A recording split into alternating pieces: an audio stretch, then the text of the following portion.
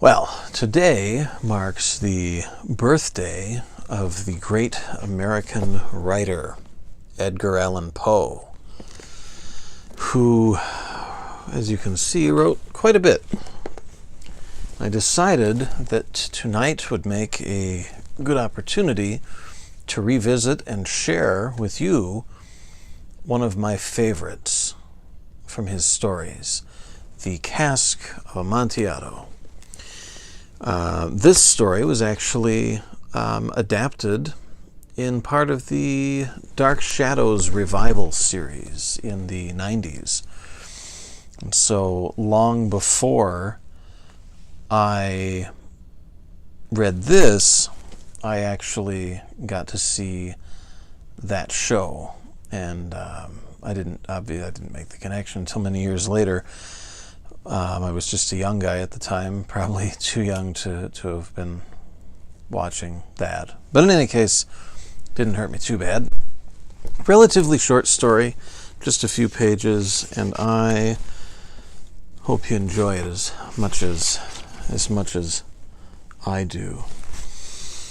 The 1,000 injuries of Fortunato I had borne as best I could, but when he ventured upon insult, I vowed revenge. You, who so well know the nature of my soul, will not suppose, however, that I gave utterance to a threat. At length I would be avenged. This was a point definitively settled, but the very definitiveness with which it was resolved precluded the idea of risk. I must not only punish, but punish with impunity. A wrong is unredressed when retribution overtakes its redresser. It is equally unredressed when the avenger fails to make himself felt as such to him who has done the wrong. It must be understood that neither by word nor deed had I given Fortunato cause to doubt my goodwill. I continued, as was my wont, to smile in his face, and he did not perceive that my smile now was at the thought of his immolation. He had a weak point, this Fortunato, although in other regards he was a man to be respected and even feared. He prided himself on his connoisseurship in wine. Few Italians have the true virtuoso spirit. For the most part, their enthusiasm is adopted to suit the time and opportunity, to practice imposture upon the British and Austrian millionaires. In painting, in gemmery, Fortunato, like his countrymen, was a quack. But in the matter of old wines, he was sincere. In this respect, I did not differ from him materially. I was skillful in the Italian vintages myself, and bought largely whenever I could. It was about dusk one evening during the supreme madness of the carnival season that I encountered my friend. He accosted me with excessive warmth, for he had been drinking much. The man wore motley. He had on a tight-fitting parti-striped dress, and his head was surmounted by the conical cap and bells. I was so pleased to see him that I thought I should never have done wringing his hand. I said to him, "My dear Fortunato, you are luckily met. How remarkably well you are looking today. But I have received a pipe of what passes for Amontillado. I have my doubts." "How?" said he. "Amontillado? A pipe? Impossible! And in the middle of the carnival?" "I have my doubts," I replied, "and I was silly enough to pay the full Amontillado price without consulting you in the matter. You were not to be found, and I was fearful of losing a bargain. Amontillado! I have my doubts. Amontillado! And I must satisfy them. Amontillado! As you are engaged, I am on my way to Lucchesi. If anyone has a critical turn, it is he. He will tell me Lucchesi cannot tell Amontillado from sherry. And yet some fools will have it that his taste is a match for your own. Come, let us go. Whither? To your vaults. My friend, no, I will not impose upon your good nature. I perceive you have an engagement. Lucchesi, I have no engagement. Come. My friend, no. It is not the engagement, but the severe cold with which I perceive you are afflicted. The vaults are insufferably damp. They are encrusted with nitre. Let us go, nevertheless.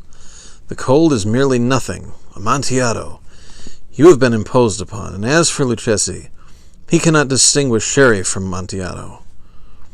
Thus speaking, Fortunato possessed himself of my arm. Putting on a mask of black silk and drawing a roquelaire closely about my person, I suffered him to hurry me to my palazzo. There were no attendants at home.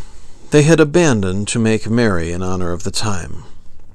I had told them that I should not return until the morning, and had given them explicit orders not to stir from the house. These orders were sufficient, I well knew, to ensure their immediate disappearance, one and all, as soon as my back was turned. I took from their sconces 2 flambeaux, and giving one to Fortunato, bowed him through several suites of rooms to the archway that led into the vaults. I passed down a long and winding staircase, requesting him to be cautious as he followed. We came at length to the foot of the descent, and stood together on the damp ground of the catacombs of the Montresors. The gait of my friend was unsteady, and the bells upon his cap jingled as he strode. "The pipe," he said. "It is further on," said I, "but observe the white webwork which gleams from these cavern walls." He turned towards me, and looked into my eyes with 2 filmy orbs that distilled the rim of intoxication. "Nitre?" he asked at length. "Nitre," I replied. "How long have you had that cough?"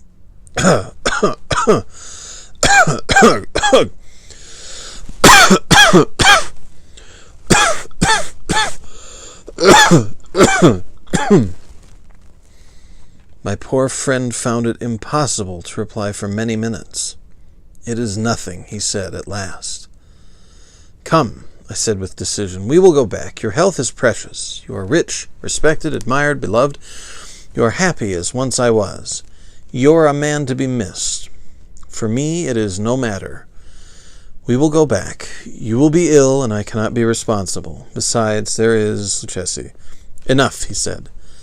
"The cough is a mere nothing. It will not kill me. I shall not die of a cough." "True, true," I replied, "and indeed I had no intention of alarming you unnecessarily, but you should use all proper precaution. A draught of this Medoc will defend us from the damps." Here I knocked off the neck of a bottle, which I drew from a long row of its fellows that lay upon the mould. "Drink," I said, presenting him the wine. He raised it to his lips with a leer. He paused and nodded to me familiarly, while his bells jingled. "I drink," he said, "to the buried that repose around us, and I to your long life." He again took my arm, and we proceeded. "These vaults," he said, "are extensive." "The Montresors," I replied, "were a great and numerous family." "I forget your arms." A huge human foot door in the field azure. The foot crushes a serpent, rampant, whose fangs are embedded in the heel. "And the motto?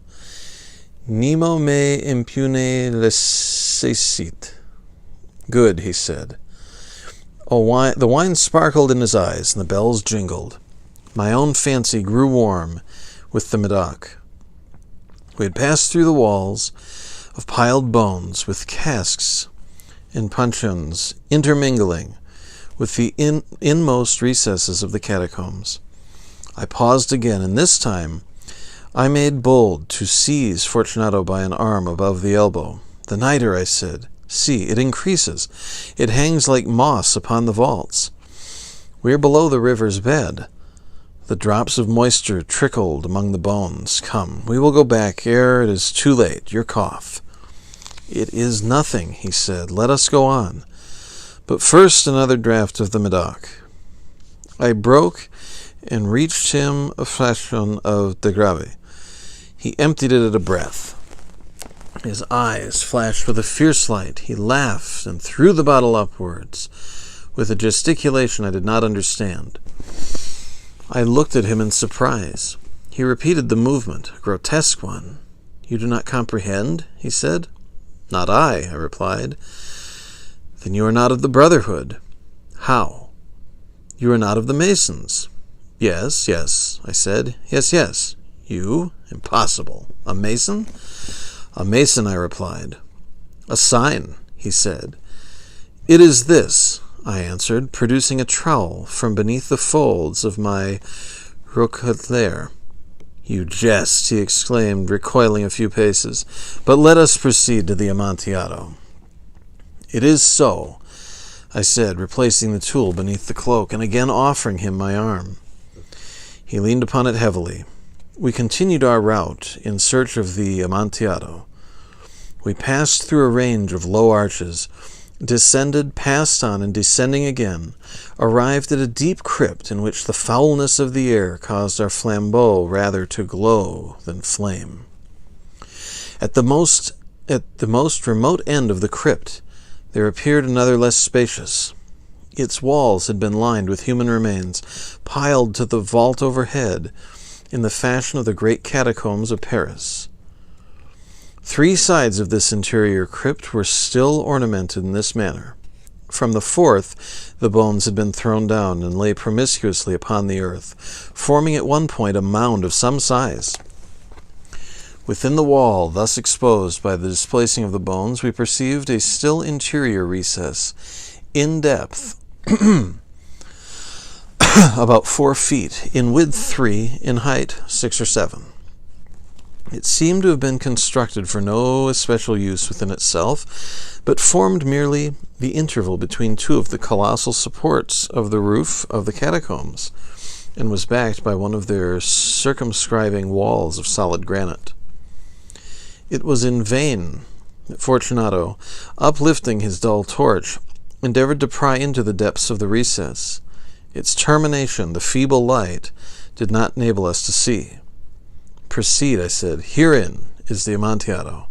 As for Lucchesi, he is an ignoramus," interrupted my friend, as he stepped unsteadily forward, while I followed immediately at his heels. In an instant he had reached the extremity of the niche, and finding his progress arrested by the rock, stood stupidly bewildered. A moment more, and I had fettered him to the granite.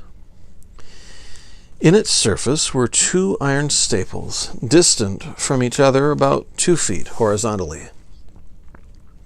From one of these depended a short chain, from the other a padlock. Throwing the links about his waist, it was but the work of a few seconds to secure it. He was too much astounded to resist.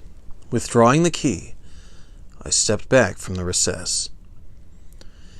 "Pass your hand," I said, "over the wall.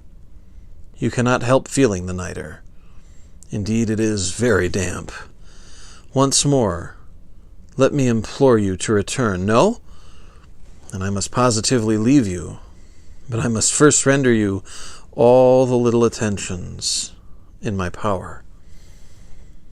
"The Amontillado!" ejaculated my friend, not yet recovered from his astonishment. "True," I replied. "The Amontillado."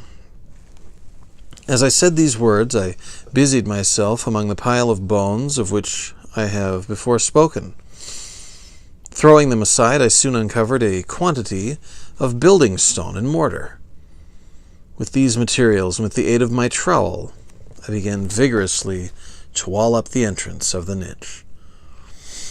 I had scarcely laid the first tier of my masonry when I discovered that the intoxication of Fortunato had in a great measure worn off.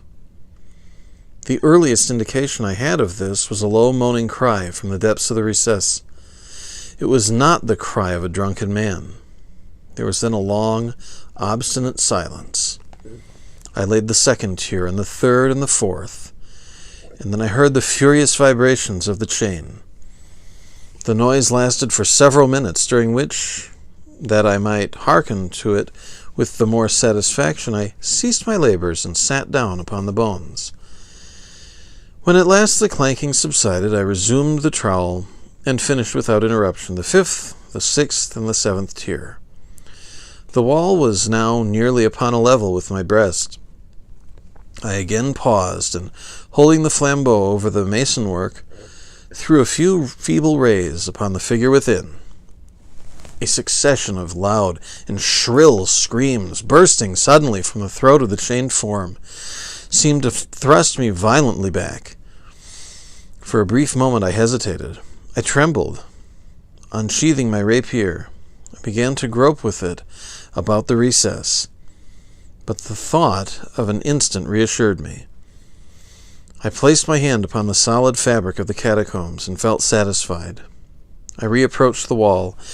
I replied to the yells of him who clamored. I re-echoed. I aided. I surpassed them in volume and in strength. I did this, and the clamor grew still. It was now midnight, and my task was drawing to a close. I had completed the 8th, the 9th, and the 10th tier. I had finished a portion of the last and the 11th. There remained but a single stone to be fitted and plastered in. I struggled with its weight. I placed it partially in its destined position. But now there came from out the niche a low laugh that erected the hairs upon my head. It was succeeded by a sad voice, which I had difficulty in recognizing as that of the noble Fortunato.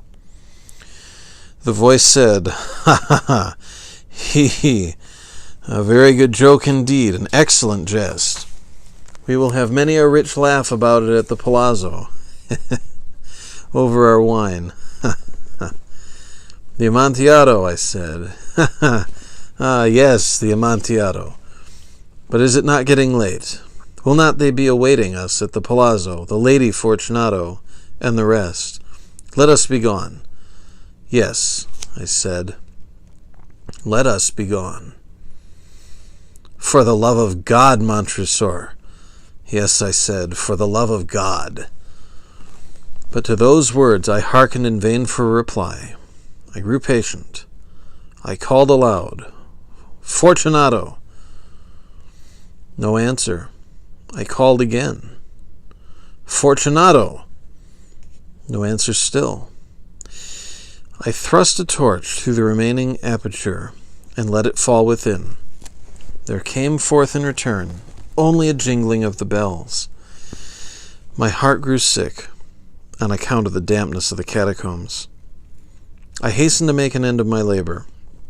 I forced the last stone into its position. I plastered it up against the new masonry. I re-erected the old rampart of bones. For the half of a century, no mortal has disturbed them. I like this story because it was entirely plausible. Some of the scariest things we can run into happen in the real world. We can't always identify the monsters among us because they look like monsters. And yet we can't fear everyone in every situation. What did Fortunato do? What constituted the insult to our narrator? We don't know. We can only guess. And we can only wonder if we might run across someone who takes a little too much offense. Careful, folks. Sometimes people can get a little crazy. I hope you've enjoyed my reading of Edgar Allan Poe's Cask of Amontillado, one of my favorites. And I'd like to do this again sometime soon. I enjoy reading, and I've got plenty of stuff to share of my own as well. So, sweet dreams, and don't go down too far into any catacombs.